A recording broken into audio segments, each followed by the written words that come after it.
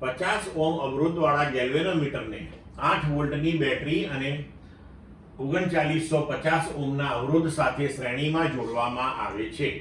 આથી ગેલ્વેનોમીટર 30 કાપા જેટલું પૂર્ણ આવર્તન દર્શાવે છે.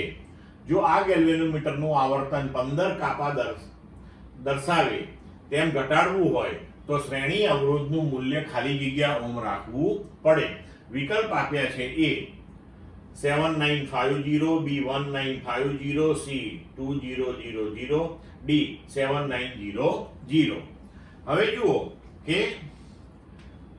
આપણે પરિપથની અંદર પ્રવાહનું સૂત્ર લખી શકીએ I બરાબર V ભાગ્યા R વત્તા G, જ્યાં G જે છે એ ગેલ્વેનોમીટરનો અવરોધ છે અને R જે છે એ શ્રેણીમાં જોડેલો અવરોધ છે. પણ આપણે જાણીએ છીએ કે જેમ વધારે વિદ્યુત પ્રવાહ પસાર કરીએ એમ તમને સ્કેલ ઉપર કોણાવર્તન વધારે મળે. મતલબ કે સ્કેલનું જે કોણાવર્તન છે એ વિદ્યુત પ્રવાહને સમપ્રમાણમાં હોય છે. તો આપણે લખી શકીએ કે V/R વત્તા G ચલે છે phi.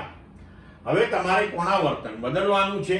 તો હવે આપણે સૂત્ર લઈ લઈએ કે phi1/phi2, એટલે કે બીજું કોણાવર્તન phi2 લઈએ, આપણે પહેલું phi1 લઈએ.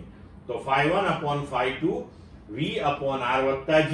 હવે આપણે જો આવર્તન બદલવું છે તો એના માટે શ્રેણી અવરોધનું મૂલ્ય બદલવું પડે. તો એ શ્રેણી અવરોધ જે છે એને R' લઈએ, તો V/R' વત્તા G. તો હવે આ V કેન્સલ થઈ જશે, R' વત્તા G ઉપર જશે, તો R' વત્તા G/R વત્તા G બરાબર phi1/phi2. તો R' વત્તા 50, R આપણને આપ્યો છે 3950 પ્લસ 50 બરાબર પહેલું કોણાવર્તન 30 હતું. હવે આપણે કરવું છે 15 કાપા, એ 30/15. અને હવે આને જો આપણે ઉકેલીશું તો આપણને જવાબ મળશે A, એટલે કે 7950 ઓહ્મ. ક્લિયર?